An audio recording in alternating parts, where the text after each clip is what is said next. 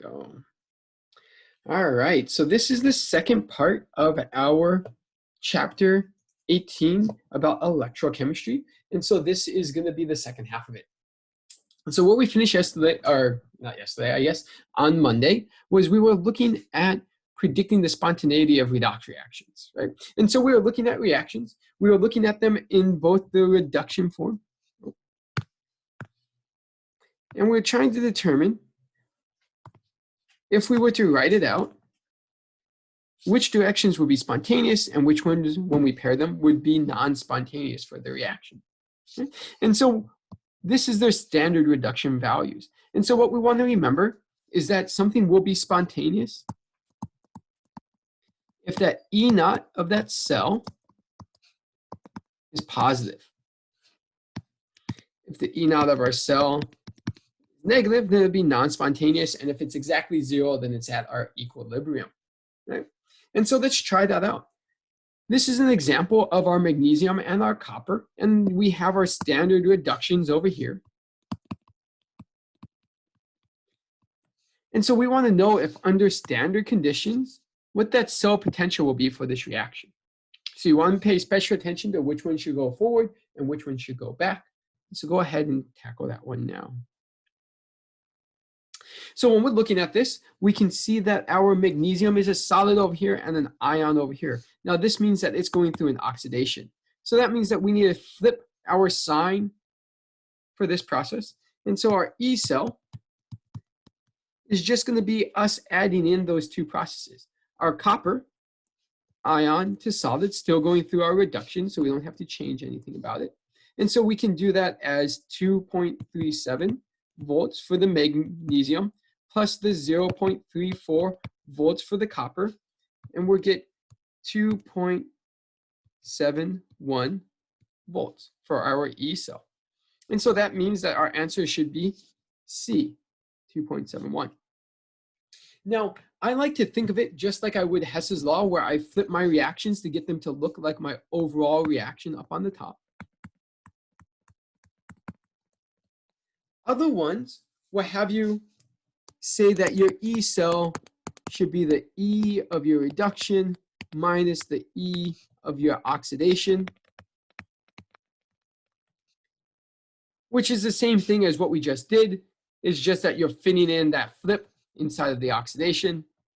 You might also have it as cathode minus anode, and it just depends on how you want to think about it. For me, it's always easier to align my equations and then add them together like they're state functions, because they are, instead of having to complicate things about whether or not my oxidation is still given as a reduction voltage and things like that.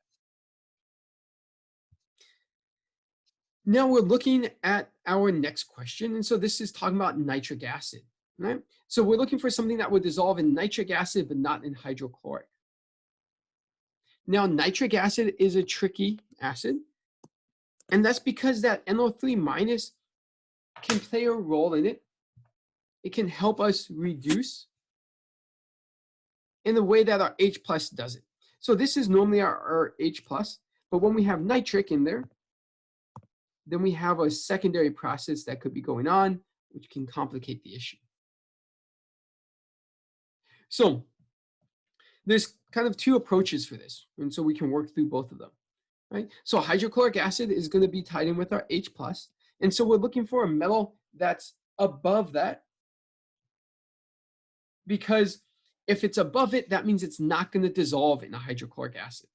So this whole section up here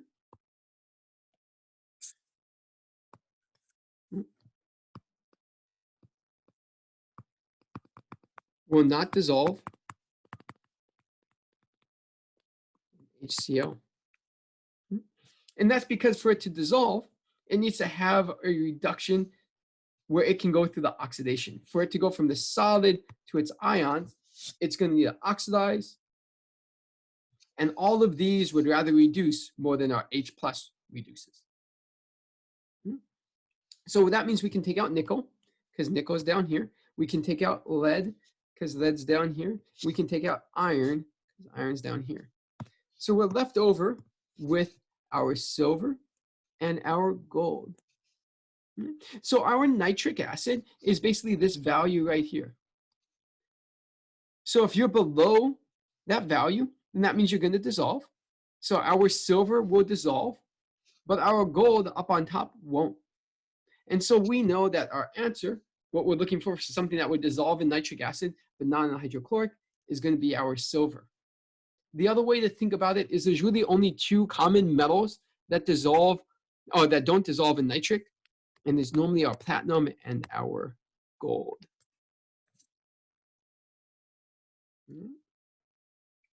And so when we're trying to predict whether a metal is going to dissolve, we're really looking, is the reduction of the metal ion easier than that of the reduction of the H+, or is it going to be harder, right? So if it's easier, that means that it's going to oxidize rather than the H+. And so this is what we're talking about with our nitric acid. So you can mix several of those acids together. So you can mix nitric with HCl, and then we can also get that gold and those platinums to dissolve. But by themselves, we have some trouble just getting one to dissolve without the other. So for this part, we're going to calculate the standard potential for the electrochemical reaction for an overall cell. Now to do this, you have to use a table. So you can go ahead and look at your appendix, and you're going to use that in order to make your way through. Now, the Tellner-Staller equation is already balanced. And so what we want to do is you want to separate this into its two half cells. So we can find its oxidation process and its reduction one. So I'm going to give you a moment so you can figure that part out, and then we'll go on to that next one. So our oxidation side is going to be our aluminum. Our aluminum is going to lose electrons as it goes to aluminum 3+. And our reduction is going to be really this nitrogen. This nitrate, this NO3-. Our nitrate is going from a +5 to a +2. So it's gaining 3 electrons in that process. Now, when we're trying to find the standard potential, all we have to do is look up the values from the table for that reduction process, right? And so this one, you can find it in the appendix, or you can find, they have a sample table in chapter 18. And so we find our oxidation process. So we would normally find this as a reduction. We'll see this as Al3+ plus 3 electrons going to Al as a solid, and that has an E naught of 1.66 volts. So if we want the oxidation, we got to flip it, becomes minus 1.66. We can find our cathode process. It's got a positive 0.96 volts. And so when we look at the total E cell, we just need to add these two things together.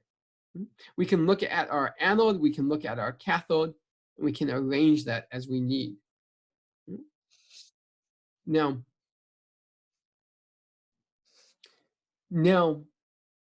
I made a mistake when I copied down my E cell, right? I had said that this was a 1.66.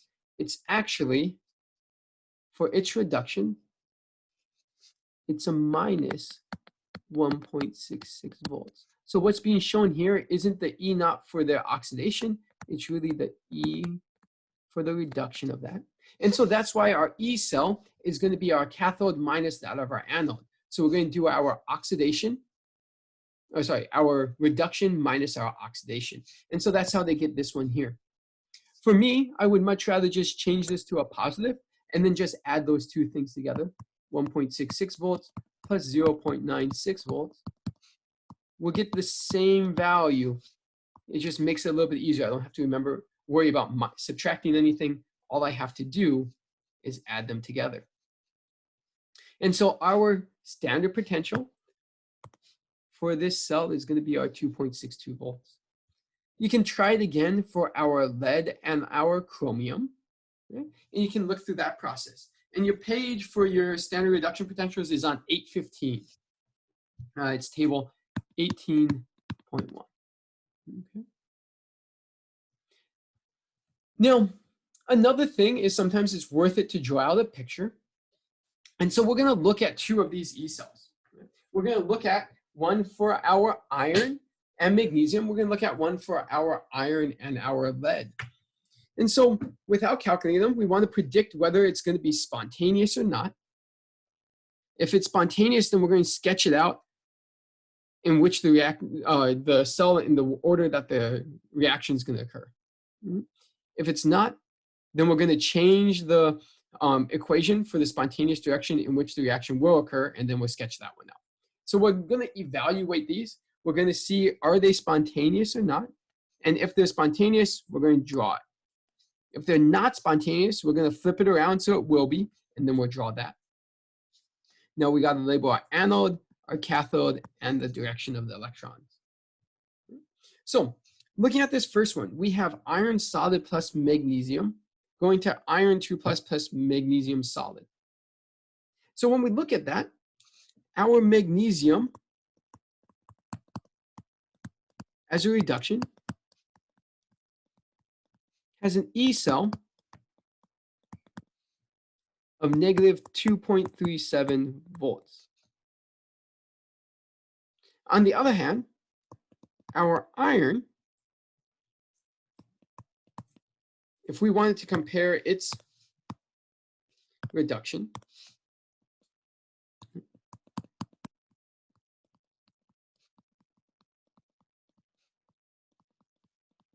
its E cell is 0.45 volts.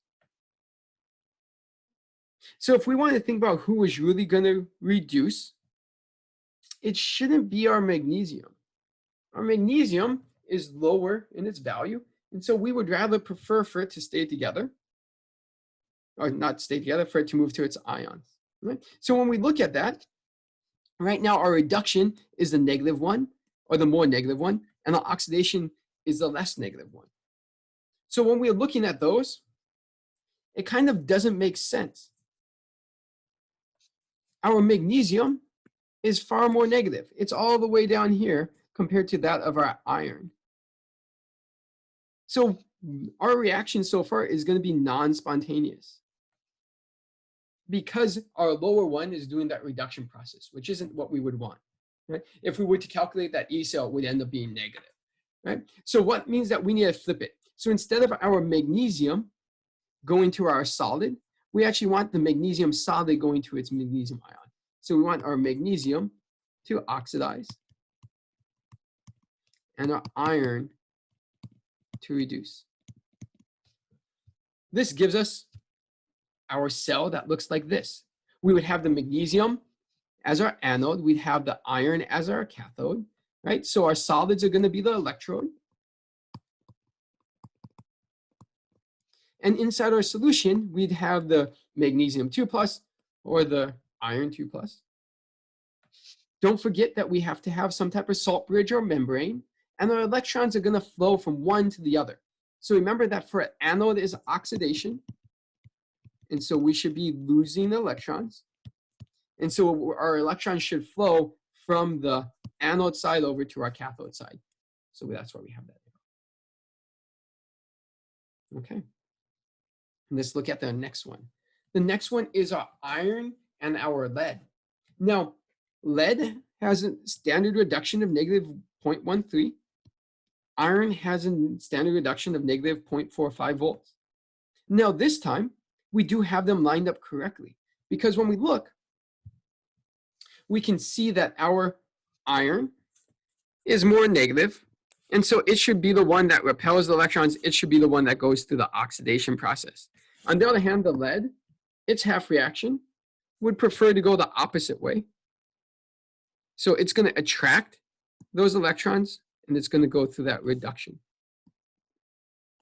So the reaction is spontaneous.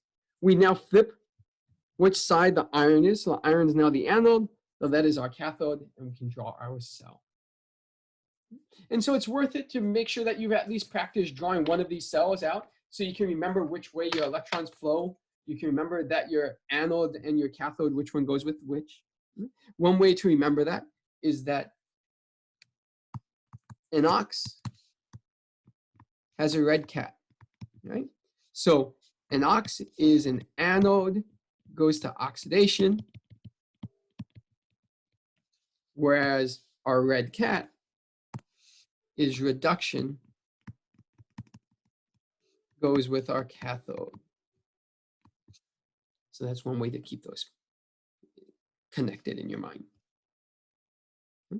There's another one that you can practice down there. So that was just us starting our E cells. From there, what we can do now is if we're talking about spontaneous, we already know something about spontaneous, and that's delta G, our Gibbs free energy. So our electrochemical potential of our E cell is related to our delta G, and if it's related to our delta G, then it's also related to our K. And so we have a new set of relationships here. Now, we know that delta G is negative when it is going to be our spontaneous state. We know that our E cell has got to be positive for it to be spontaneous, and our K must be greater than 1. I guess this should really be a 0 and a 0, not a 1 and a 1. So when we look at this, we can change all three of those things back and forth between them. So we have one equation that ties in our delta G to our E cell. We have another equation that ties our delta G to our ln K. And if we set those two things together, we have an equation that can tie our E cell to our equilibrium constant. Now remember that F is Faraday's constant, which is 96,485 coulombs.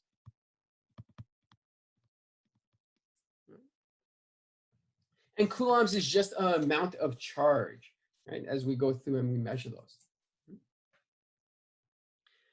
And so we should be able to use this to connect our equation so we can move back and forth between these two things. So let's try this. Our delta G, we want to find that for this cell. So we first have to determine what our E cell is, and then we can use that to find our delta G. So I'm going to give you a moment to do that.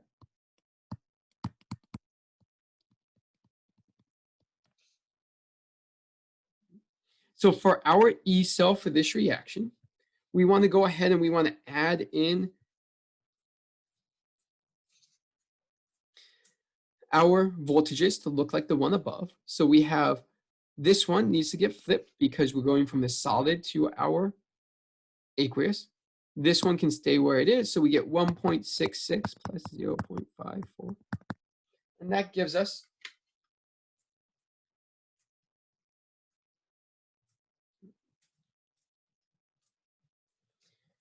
2.20 volts. Now, in this process, when we look at it, our delta G is what we're looking for. We have negative, and so we're looking for the number of electrons, moles of electrons that gets transferred in that process. And so if we look, each of these has to transfer so many electrons. So if we have 3 of this, then that turns this to 6 electrons to make our 6 ions. Or if we have 2 of this, that changes it to 6 electrons. And so total our N is going to be 6. We have 6 moles of electrons that needs to be transferred. 96485 coulombs over 1 mole. And our E cell, which is 2.20 volts.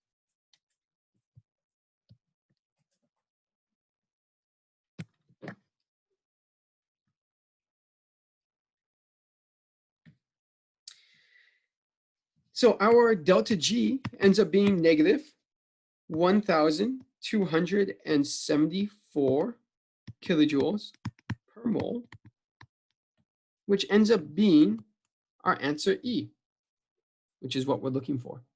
So remember that you can have that as you try to transfer from one to the other. And so in the meantime, let's go on to our next problem, and you can try to practice this one. So we're looking for the equilibrium constant when the cell potential is found to be negative 0.29 volts and it's transferring 2 moles of electrons. So go ahead and make an attempt at that one. All right, so we're going to start with this one. So right now what we do know is that we have delta G equals negative NF E cell. We also have delta G is negative RT ln K. So we can put NF of E cell is equal to negative RT ln K for our system.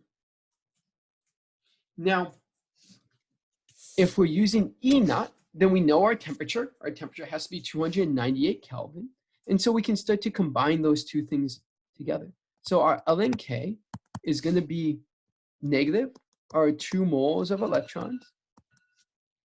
Our Faraday is going to be 96485 coulombs. Right?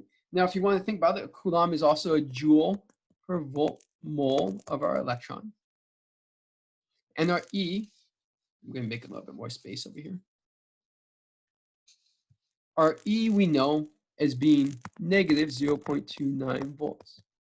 So our volts are going to cancel, our moles are going to cancel, and so we're going to end up in just joules.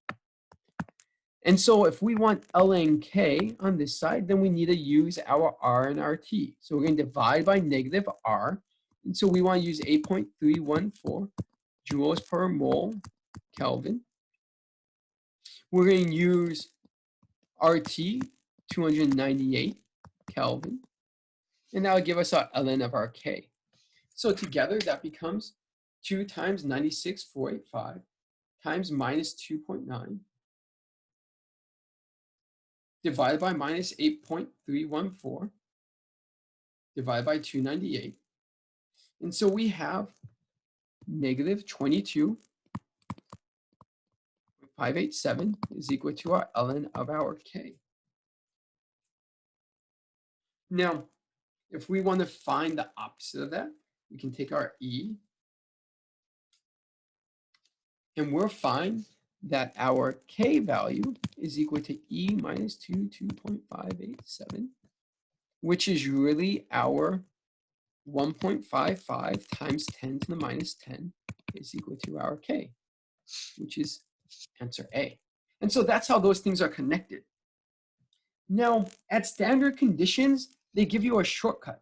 And that shortcut is that instead of having you find all of this value, they give you one that's in base or log base 10.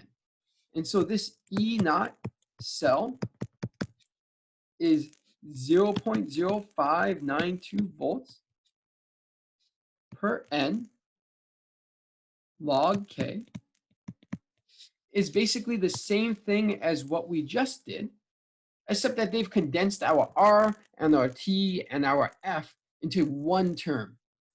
Right? So that is fine to do, but that only works when your temperature is at 298 Kelvin. So only works when we're using E naught. If your temperature changes, then you need to be able to plug it back in and to solve for it. So make sure that you know that part. So know when you can use that shortcut and when you can't use that shortcut. Now, our ion concentrations might not always be 1 molarity. So they might not always be under those standard conditions. Now, what that means for us is if they're not always at 1 molarity, is instead of being K, we get a Q. So the changing of the concentration of reactants, it does impact our standard free energy. It impacts our delta G. And if it impacts our delta G, then it impacts our E cell. And so this is actually how our pH meter works, is that when we look at different concentrations, it starts to impact what voltage we read because it's changing that reaction quotient at that value. So this is a system where we have zinc and copper inside of our standard set of conditions on the left versus a non-standard one on the right. You can see that when it's 1 molarity and 1 molarity, our standard voltage is going to be 1.10 volts.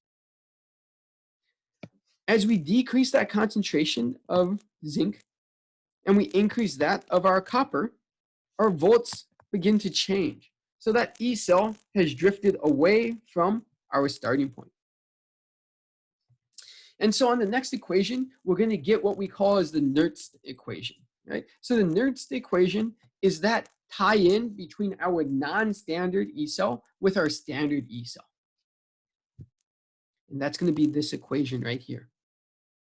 So it's coming from the fact that our delta G is related to delta G naught plus RT ln Q. So what we just did in chapter 17.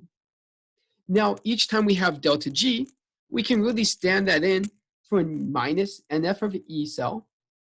And so when it's delta G naught, then it's E naught cell. And we're adding in whatever change it is from that reaction quotient over on this side. So if we divide both sides by negative NF,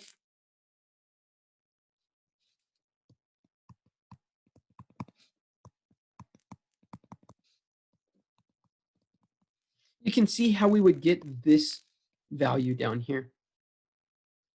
Now this is really just RT over F when K, or sorry, when our temperature is at our standard condition.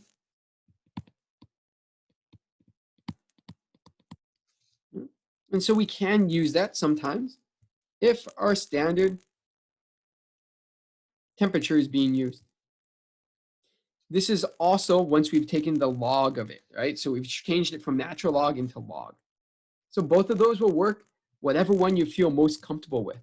Just remember, you do need to understand when you can make this assumption of plugging in 0.05 Newton, 0.0592 volts, and when you can. So it's possible that our concentrations can really impact our spontaneous reactions or not. So when we have a spontaneous reaction, we can get that even if the oxidation and reduction reactions are the same thing. So we could be doing the same process. But if we change our electrolyte concentrations, we can drive it one direction or the other. So even if we're still doing copper versus it's copper over the reduction versus copper over the oxidation, we can drive it to still have some type of voltage change. Now, the difference in energy is due to the fact that there's entropy related to our solutions. So the more concentrated solution has less entropy than the less concentrated, right? So the more concentrated you are, the less movement you have available. The less concentrated you are, the more freedom you have to move around. And so this is our, I need the pen. So this means that this is going to be a delta S driven process. And we're moving towards our delta S of the system increasing. So electrons are going to flow from the electrode in the less concentrated solution to the one in the more concentrated one. They're going to try to remove some of those ions. This increases the ion concentration in that solution, and the reduction is going to decrease the ion concentration in that way. And so it's almost like the Chatelier's principle is that we have an imbalance there, and so we're going to move back towards finding them both to be their same concentration. So this is an example of such a system. We have our copper on one side being our anode, we have copper on the other side being the cathode, and right now their concentrations are the same. So we get no voltage change. Now when we change that, we've now reduced the concentration in this solution, and we've increased the concentration over here. We get a very small voltage, but we do get a voltage that happens. And so now that system has changed for us. And so we need to be able to account for that. And so we're going to flow from our electrons from this less concentrated solution to our more concentrated solution on the right.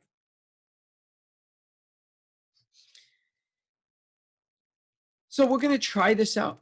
Right now, we're going to look for the E cell of this reaction here, our iron and our magnesium.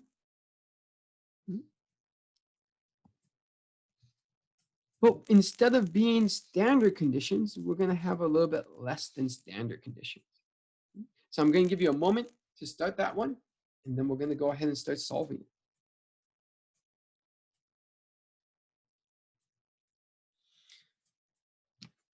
So when we look at this one, we need to figure out who is going to oxidize and who is going to reduce. So just looking at the comparisons of their standards, our more negative one should go through the oxidation. So we need to flip that sign. And so at standard conditions, our E cell is going to be 2.37 volts minus 0.45 volts.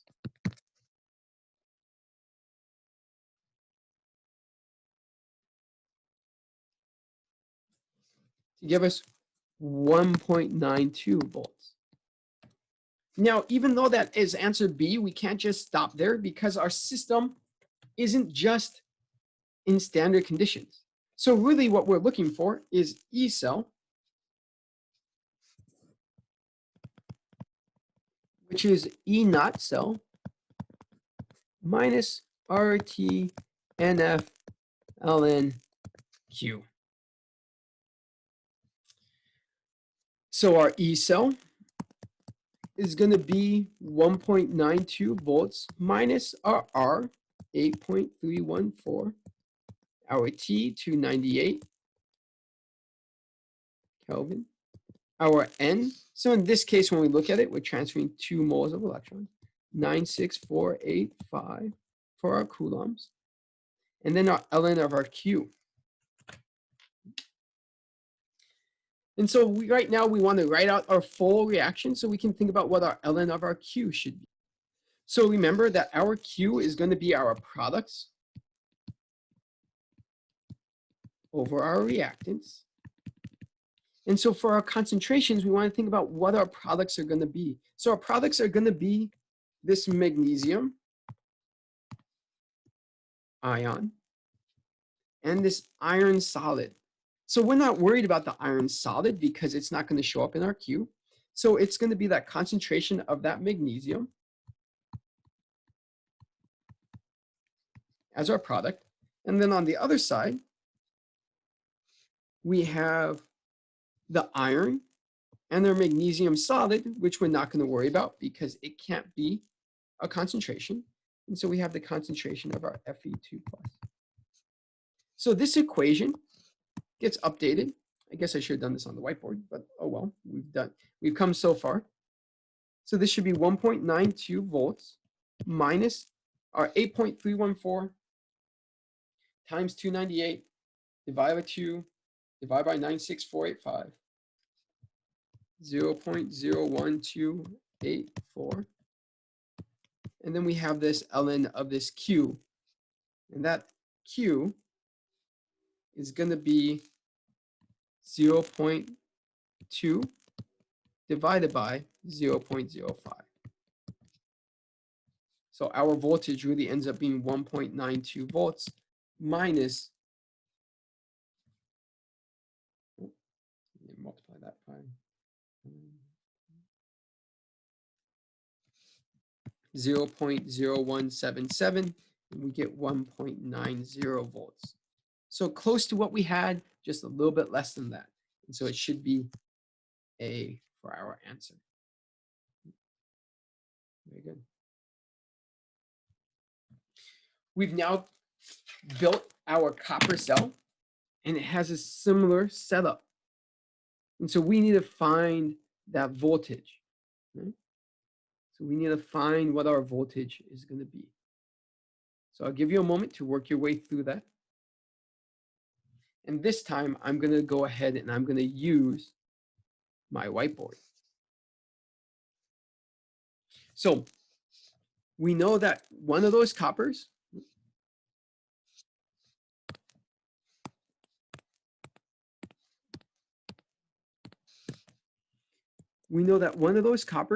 has a concentration of 0.25 molarity. We know the other copper has a concentration of 2.5 molarity.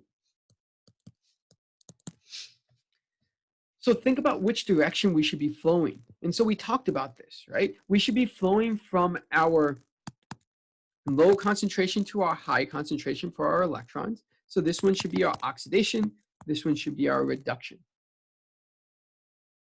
Now, if you think about it, our products for our Q, we're saying that that's our products ions over our reactant ions.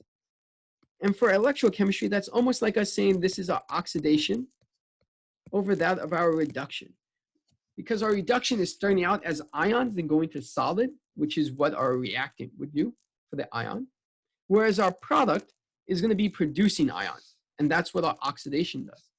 So our Q is going to be 0.25 divided by 2.5. And so our Q term is 0.25 divided by 2.5, 0.1.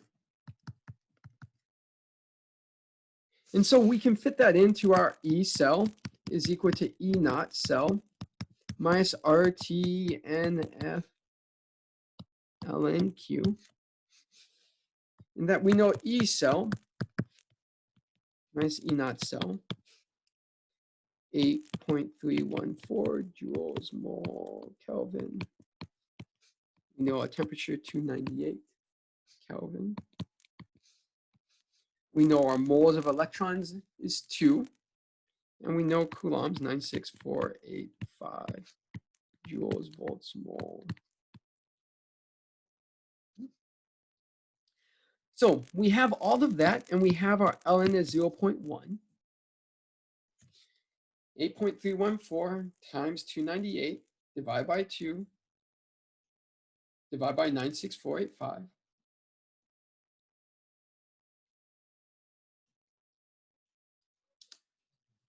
Times that by ln of 0.1.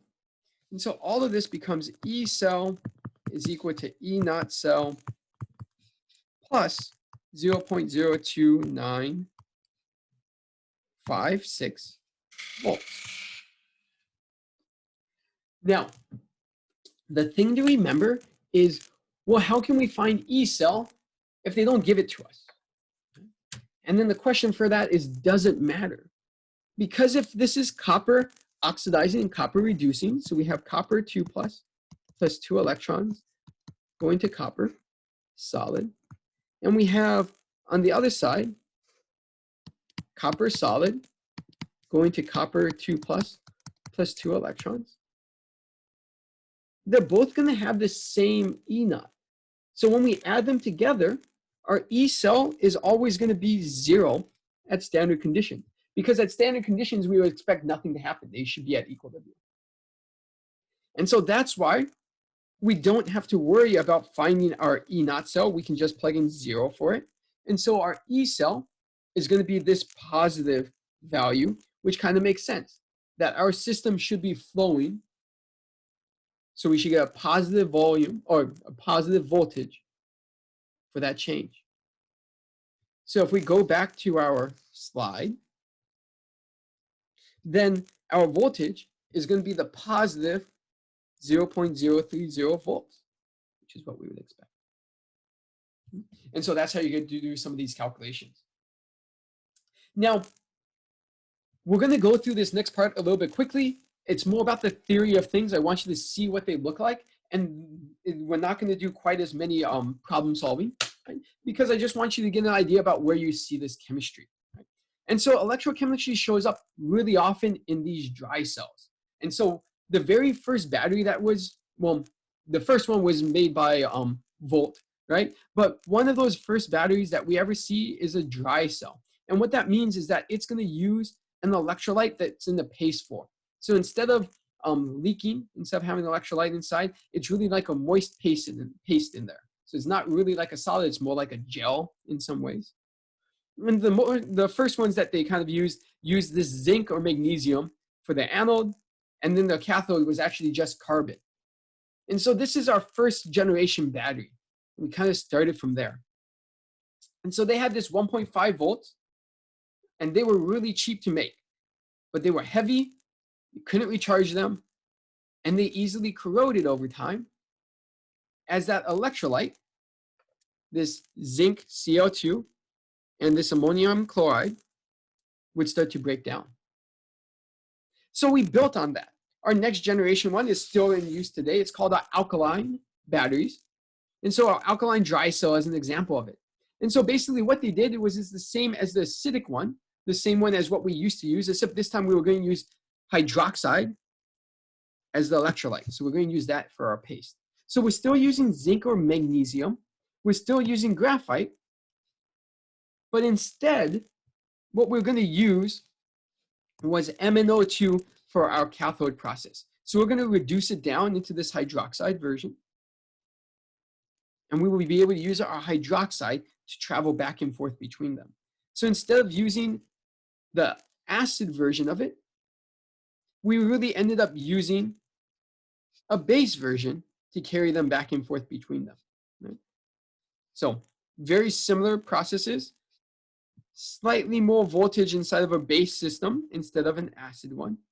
And so they ended up with a much longer shelf life because there's actually very low corrosion of the zinc. The problem that we had with this one is over time, all of that acid that we were using would start to break down the zinc metal that we're using for the case. This time in our base solution, we didn't have that problem. So similar electrochemistry, just slightly different electrolyte, and they help protect it. Another battery you might be familiar with is something called a lead storage battery.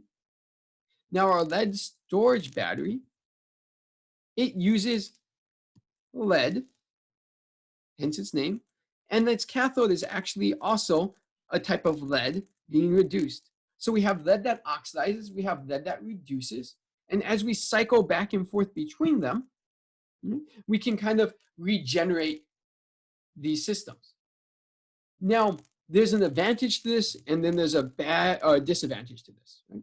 So the advantage was that we see a boost in the voltage, and really, we put 6 of these in series, so we actually have several of them. It's kind of like putting 6 batteries in a row.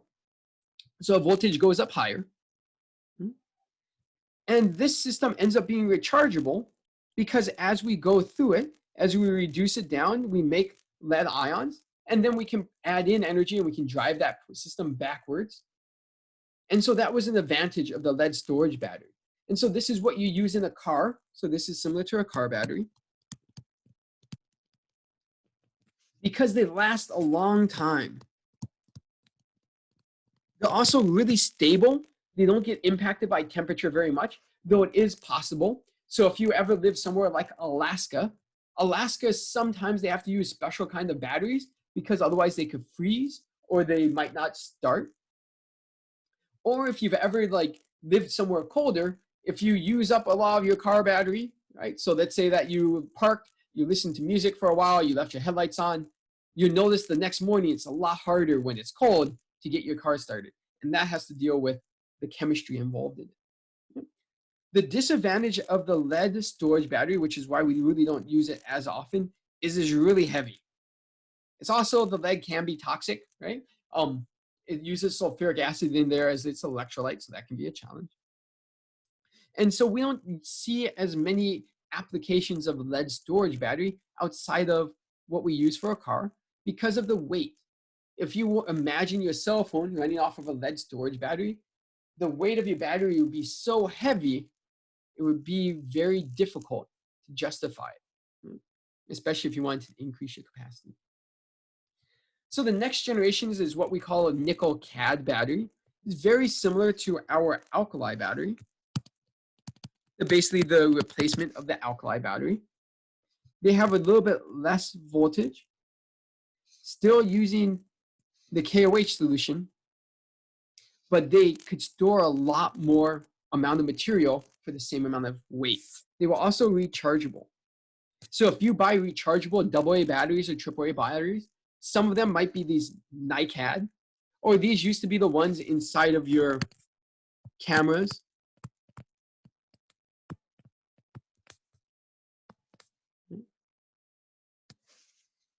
About 5 to 10 years ago, before lithium became so popular. Now, these were the ones where you had to make sure you followed very stringent cycling responsibilities. That means that you had to drain them all the way, you had to use them all the way up, and then you had to charge them. If you charged them in between, this is how you would lose a lot of your battery life. So that was part of that process. Now, NiCad was not as commonly used because cadmium here is actually quite toxic. It's also more expensive. And so there was a lot of research that went into finding a replacement. And so they didn't stay on the market too long as the #1 choice before something else replaced them, which was this nickel, and this MH stands for metal hydride.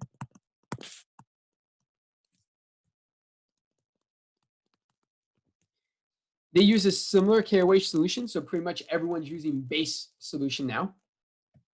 But the difference was that they were using hydrogen to turn into H+. So this metal hydride was basically some metal alloy that was kind of holding on to hydrogen gas. And this is how you would cycle that process. So their voltage was comparable to all of the other ones. They were rechargeable. They had a long life, and they were lighter than our alkali, but they were also way more friendly than the NiCads. So these lasted a long time, and this is the most common one now when you see rechargeable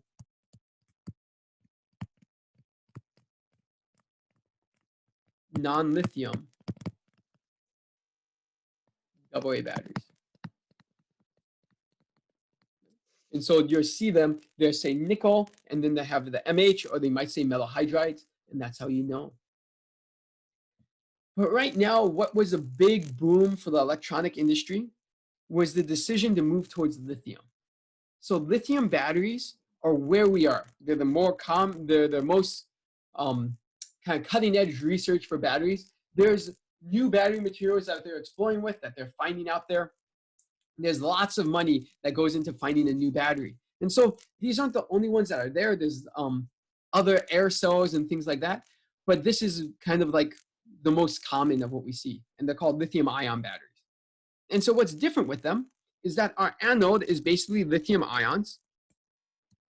And our cathode is going to be lithium attached to these metal ions. So if you look at this picture, you can kind of see them. Lithium is kind of these yellow ones. And so what's going on is they're moving from your anode, where they're kind of attached to that metal oxide, and then they move over, to that graphite, and then they move over to the cathode, where they're going to be inside that metal oxide. And so that lithium is how they're moving them back and forth.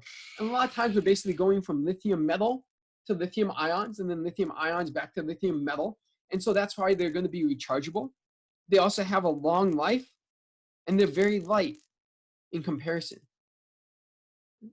So the benefit that they have over nickel metal hydride is really that last part.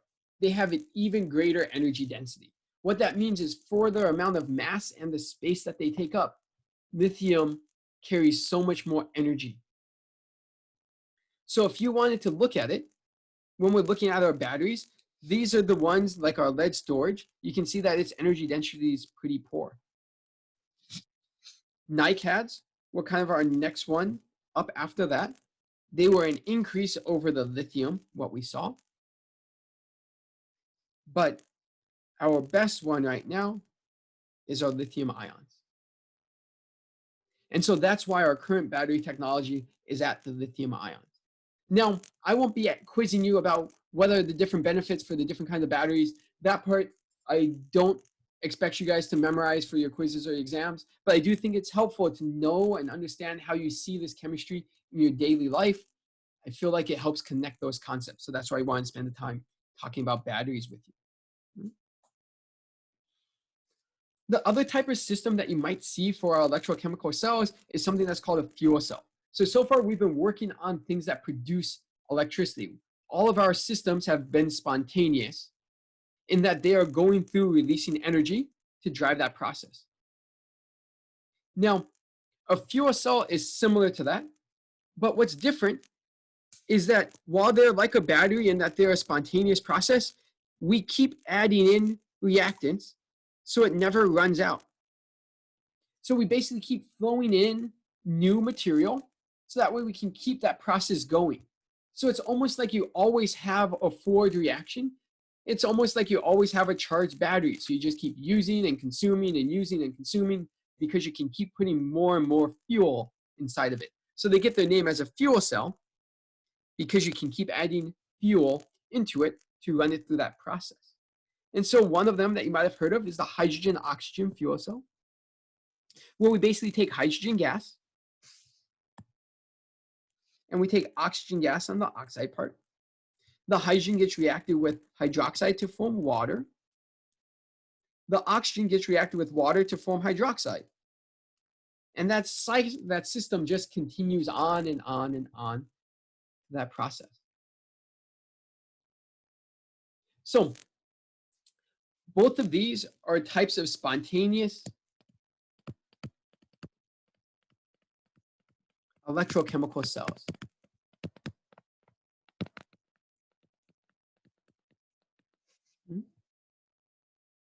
So the important part is you just want to make sure that you remember which one your anode is, which one your cathode is, and what direction your electrons will flow as you go through your electrochemical cell.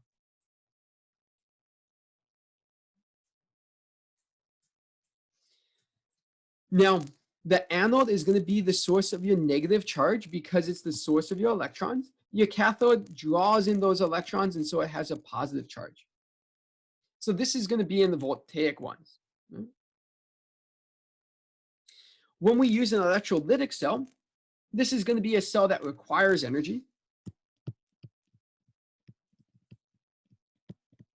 It's a slightly different process. Those terminals get swapped. The positive one becomes the anode because we need to be putting in electrons. Whereas our negative one, or not putting in, we need to be drawing out those electrons from the oxidation one.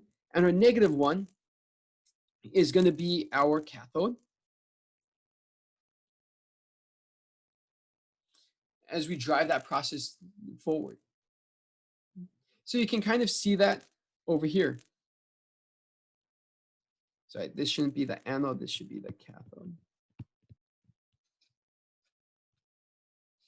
So this is a voltaic cell. This is a spontaneous one. This is going to be a non-spontaneous cell. We're going to put in the energy that it needs in order to drive that process forward. So instead of our forward reaction where we're going from zinc to our copper, this is the reverse one. So we're going to provide that missing 1.10 volts in the form of a battery over here.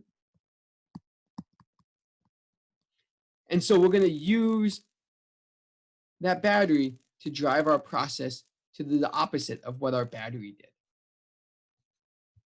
So electrolysis is basically the process of using electrical energy to drive a process forward. And so an electrolysis happens in an electrolytic cell. And so this is a way for us to go through and build things through electrochemistry that we couldn't do spontaneously. Now, this is kind of what happens in the system when we recharge that battery, is that we input that electricity to drive it back towards its starting point. So all batteries and electrolysis cells, they kind of exist together. It just depends on which direction you're running them. Now, electrolysis is most commonly used to overcome that non-spontaneous reactions system. And we use that for things like metal extraction. We use it for the production of hydrogen. We also use it for things like metal plating. So those are the three most common ones. So we basically use electricity to drive a process forward that normally couldn't be. So spontaneously, hydrogen and oxygen can be used to form water and release energy. Or we can put in energy to split water to form hydrogen and oxygen in that process. So it depends on what we're doing. Now, some electrolysis reactions do require more voltage than it predicts, and that's called an overvoltage. And that's because in order for us to get over the activation energy, we can't just put in the bare minimum difference between them. Sometimes we have to put in extra amount because there's extra energy requirements in order to make that reaction happen at a speed that we can see, right? To continue to drive it forward.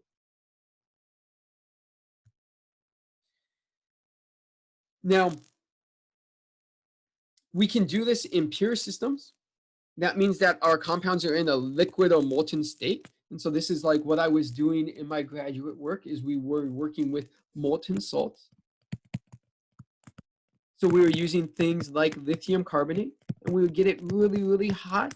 So that way it was a liquid. And so then once it was a liquid, it would really break down into ions.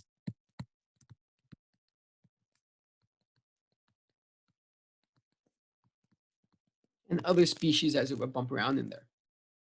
A lot of times the electrodes that we use are just graphite because it's very cheap material, but you can also use things like platinum or gold. Those are also used. You might also be doing your electrolysis not in a pure compound, but you can also do it inside of water. So electrolysis in water looks something like this. You might have seen this if you've ever done a reaction where you split water. And so you can do this inside of a solution. You can do it inside of a ionic salt. It doesn't really matter, right?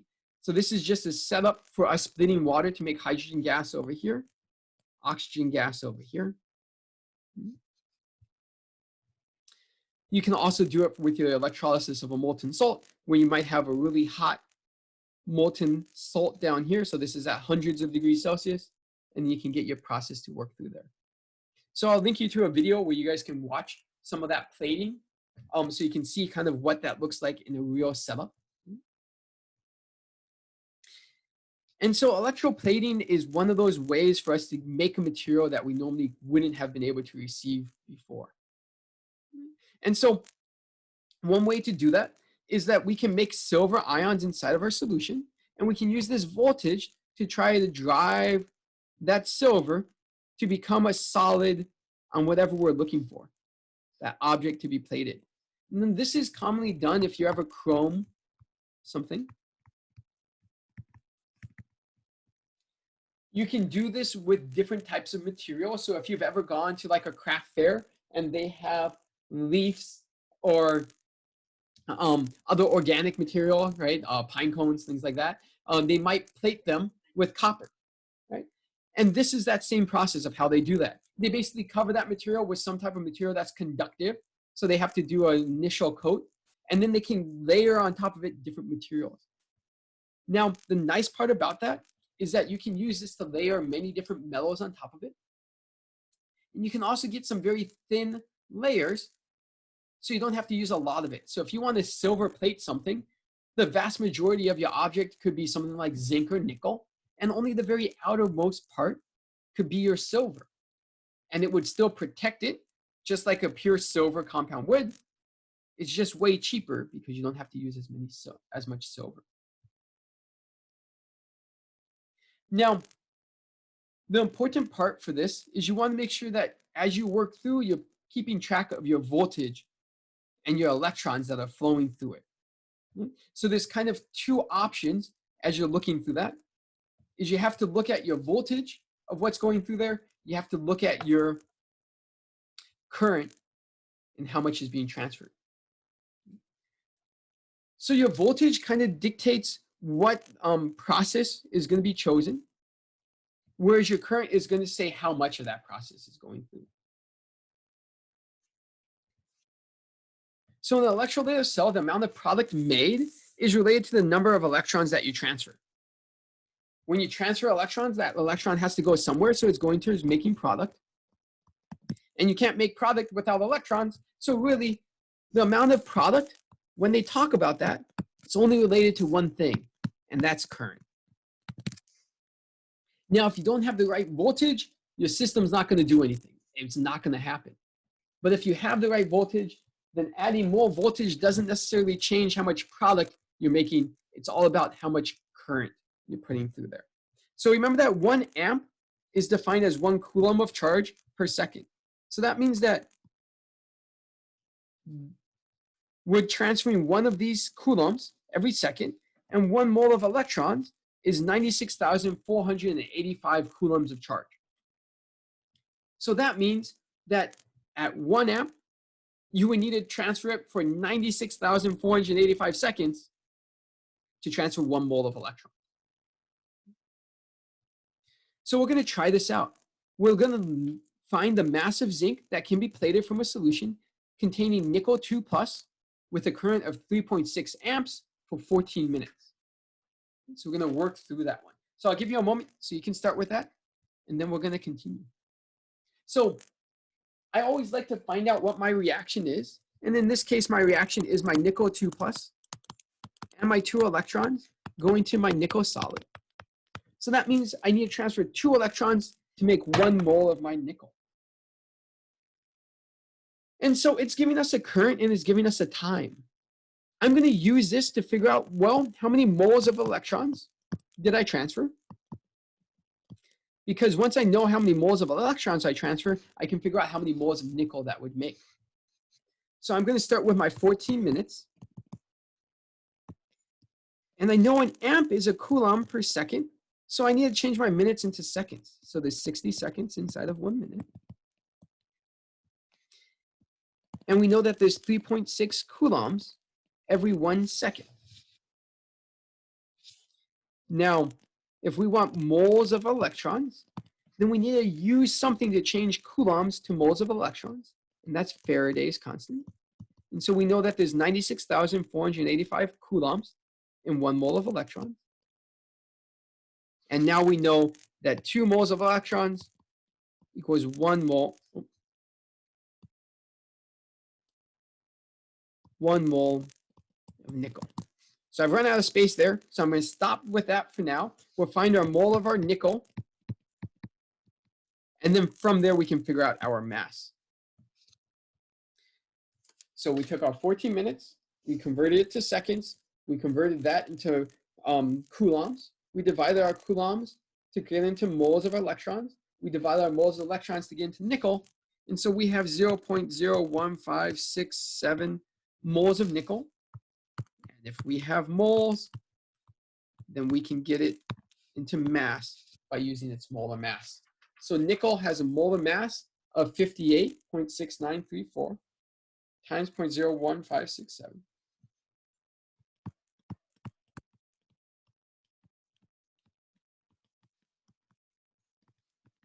And so that's going to give us 0.9197 grams of nickel, which is answer A. Now, in our home stretch here, the last part we're going to talk about for our oxidation process is going to be our corrosion. Now, corrosion is a spontaneous oxidation of a metal. Mainly it's because of O2, but sometimes it can be because of other materials there. And this becomes a bigger problem when we use things that are active metals. Now, we use things that are active metals because a lot of times they're way cheaper than our non-active metals, because those are normally our precious metals. And so this is how we can decide what kind of metal we might want to use. So metals, we might use them for their strength and their malleability, but that gets lost when the metal starts to corrode. They might become brittle, they might become weaker, and that because their chemical properties are changing as they convert into a different material. They're no longer going to be metals, they're going to be an ionic compound, right, as they start to oxidize. The other part is that sometimes corrosion can start to flake off. So you might know this as rust. Rust is a very common type of oxidation of iron. And it's one of those things that we try to work against. Now, O2 is very easy to reduce whenever there's water around. It becomes this hydroxide. But it becomes even easier if it's acidic. And so because of this, oxygen becomes such a great oxidation agent. That's actually why we get the name oxidation, is because oxygen likes to work its way into all of those different metals. So rusting is that really specific term for our iron solid when it gets oxidized to something like Fe2+. So this happens because that oxygen gets incorporated and we start to form this iron oxide compound. Now, for this to happen, we actually do have to have water present because we do need that hydroxide impact. And so we can see this process as one way of our electrochemistry in action. And so this is kind of that rusting process occurring up here. we have that iron 2 plus interacting with our oxygen.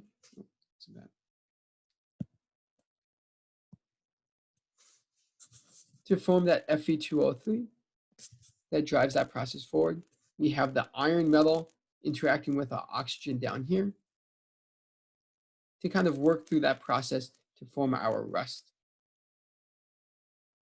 So one of them, we have the iron oxidizing, the other one we have the oxygen reducing to form the water. And so that whole process continues on. And so that's how rust occurs outside. So if we keep things dry, then we remove the water, which kind of acts as the facilitator and the electrolyte for that process. And so that's how we can prevent rusting that one way. And so if you've ever used metal outside, one of the things that they try to do is always keep your metal, your iron painted, because if it's painted, there's no water. If there's no water, there's no rust. Or you can just keep drying it.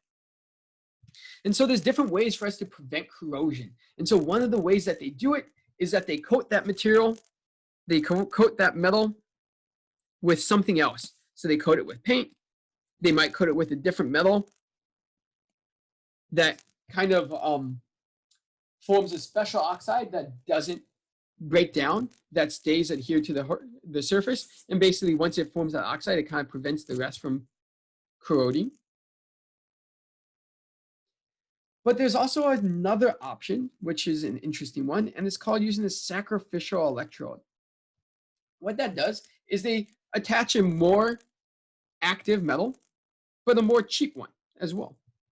And so we see this a lot of times when you have like grounding wires, but you can sometimes see it next to light poles, things where they have very expensive electronics that are going to be out in the weather.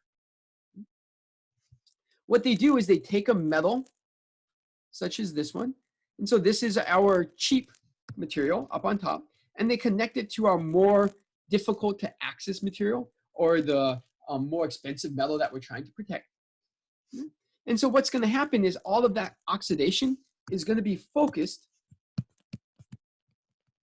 on that cheap sacrificial electrode because it's easier to oxidize. We're going to choose it because it's a more active material. Because it's more active, it's going to oxidize first. And as long as we never let this run out, as long as we replace it before it runs out,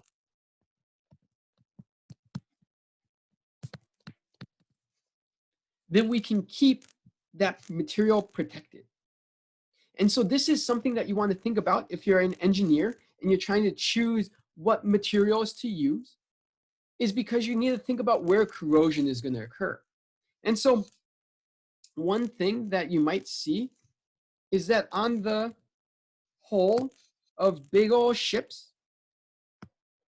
this is my bad drawing of a ship, I'm going to give it a sail.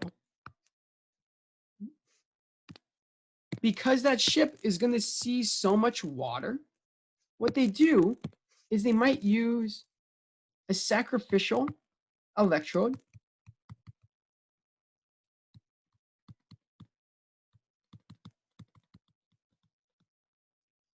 and so what happens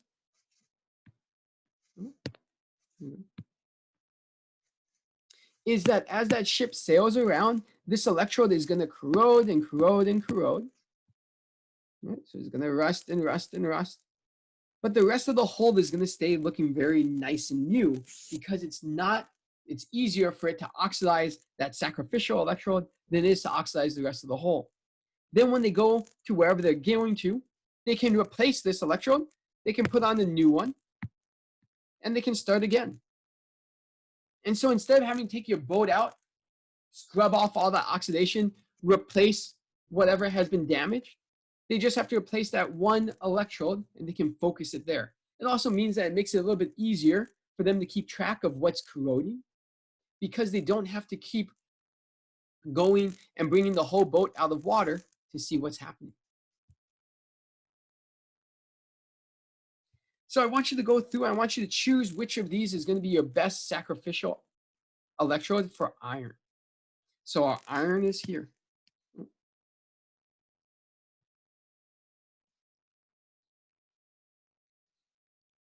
So this is our iron. So if we're going to partner it with iron, we want to use something that is more active than it. That means it needs to be easier to oxidize. So that means we want something down here. We want something that's going to be lower in this oxidation.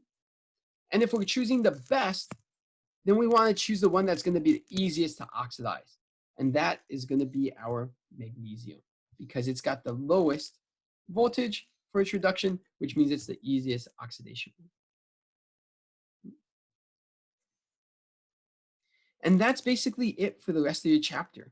Now, I know that there were some questions about balancing half-life reactions, and so I included one more example of this. This is our aluminum and our copper.